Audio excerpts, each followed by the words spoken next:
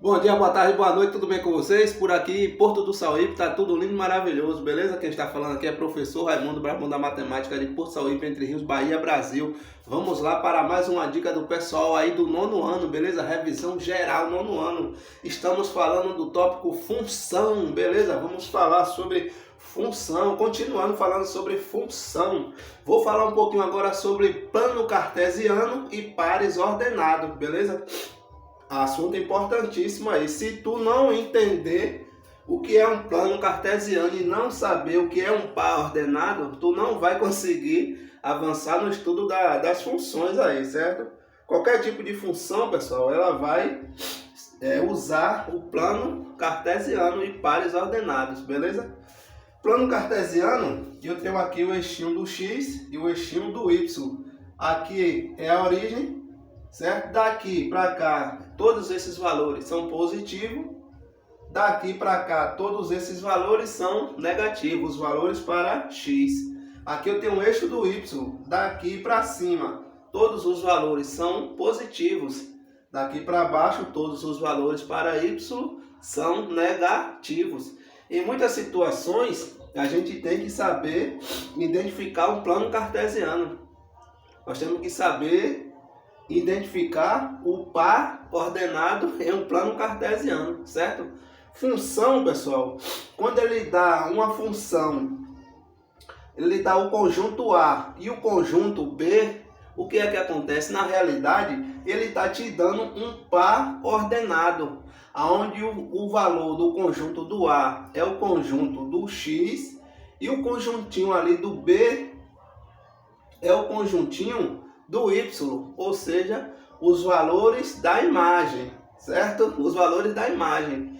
Então, quando ele te der conjunto A e o conjunto B e pedir para você representar, em algumas situações ele vai pedir para você representar ou você identificar a lei de formação dessa função, a lei da função. Então, tu já fica sabendo que esse valorzinho é o valor do X, esse valorzinho é o valor do Y. E às vezes é melhor a gente expressar em um plano cartesiano para a gente entender que tipo de função está se tratando, para a gente saber qual é o tipo de lei que a gente vai aplicar. Se é uma função de primeiro grau, se é uma função de segundo grau, se é uma função logarítmica, se é uma função exponencial, certo? Então é muito importante a gente saber representar um par ordenado, certo? Em um plano cartesiano. Ele me deu ali, ó, o valor, o conjunto do A, o conjunto do B, o 2 está se ligando com menos 4, o 3 com menos 6, o 4 com menos 8. Então os valores de X, aqui eu fiz uma tabelinha, os valores de X, quem seriam os valores de X? Seriam os valores de A. O X, os valores de X seria o domínio. Então eu vou ter aqui 2, 3 e 4. E o valor de Y seria menos 4, né? Menos 4. Perdão, pessoal, aqui não é menos 3, aqui é menos 6. Perdão, viu? Menos 4, menos 6 e menos 8, certo? Então aqui eu tenho os valores de X e aqui eu tenho os valores de Y. Ou seja, aqui eu tenho os valores do domínio e aqui eu tenho os valores da imagem. E eu quero representar aqui no plano cartesiano esses pares ordenados. Então, o 2 são os valores de X, 2, 3 e 4. Então, eu vou dizer que o 2 esteja aqui, o 3 esteja aqui e o 4 esteja aqui, certo? Então, aqui eu vou ter 2, 3 e 4, beleza? E os valores de Y?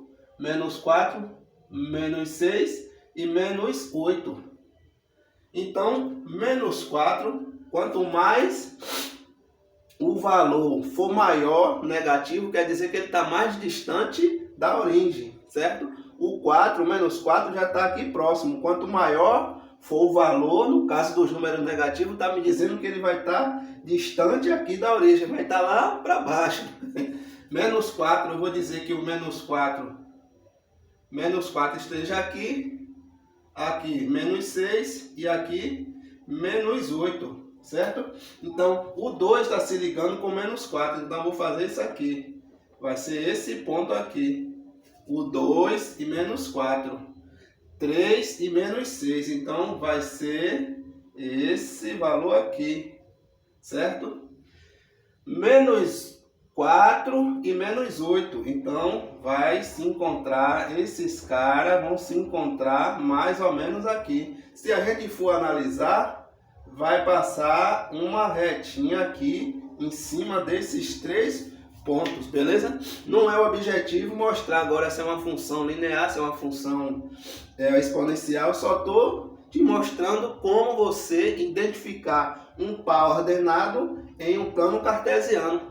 Ele poderia te dar um diagrama desse jeito, conjunto através de conjunto A e conjunto B, e também poderia te dar uma tabelinha dessa aqui, nesse formato.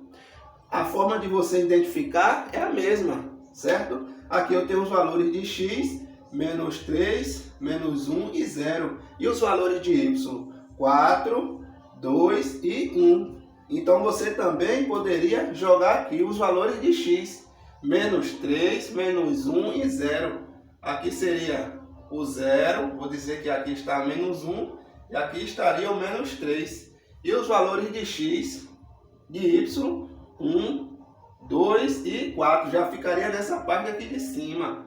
1, 2 e 4, beleza?